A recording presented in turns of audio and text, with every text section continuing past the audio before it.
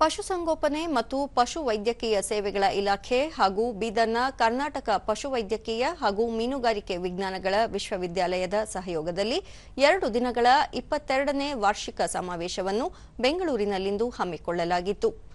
ಕರ್ನಾಟಕ ಪಶುವೈದ್ಯಕೀಯ ವಿಶ್ವವಿದ್ಯಾಲಯದ ಕುಲಪತಿ ಪ್ರೊಫೆಸರ್ ಕೆಸಿ ವೀರಣ್ಣ ಕಾರ್ಯಕ್ರಮವನ್ನು ಉದ್ಘಾಟಿಸಿದರು. ಸಮಾವೇಶದ ಅಂಗವಾಗಿ ಕೈಪಿಡಿ ಬಿಡುಗಡೆ ಮಾಡಲಾಯಿತು.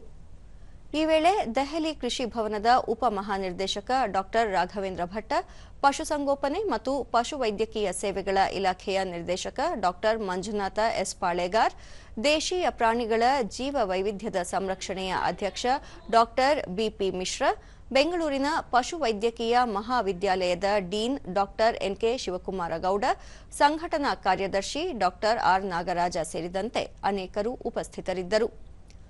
ಉತ್ತಮ ಸಂಶೋಧನೆ, ಜೀವಮಾನ ಸಾಧನೆ, ಪಶುಸಂಗೋಪನೆ ಕ್ಷೇತ್ರದಲ್ಲಿ ಸಾಧನೆ ಮಾಡಿದ ರೈತರು ಸೇರಿದಂತೆ ಹಲವರನ್ನು ಈ ಸಂದರ್ಭದಲ್ಲಿ ಗೌರವಿಸಲಾಯಿತು.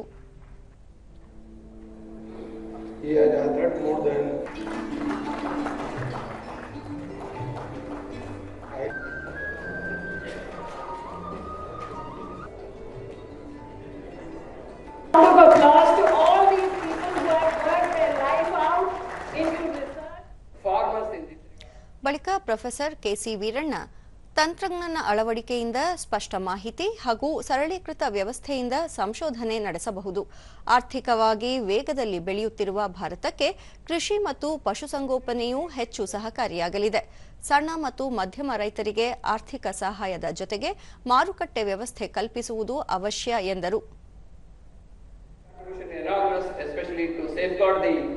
livelihoods, especially nutritional security and food security at the rural area. Doctor N K Shivakumara Gowda, ನೈಸರ್ಗಿಕ ಸಂಪನ್ಮೂಲ ಸದ್ಬಳಕೆ ಮಾಡಿಕೊಳ್ಳುವುದು, ಅಪಾಯದ ಅಂಚಿನಲ್ಲಿರುವ ಪಶುಗಳ ಸಂರಕ್ಷಣೆ ಮಾಡುವ ಜೊತೆಗೆ ರೈತರಿಗೆ ಮಾಹಿತಿ ನೀಡಲಾಗುತ್ತಿದೆ ಎಂದು ಹೇಳಿದರು.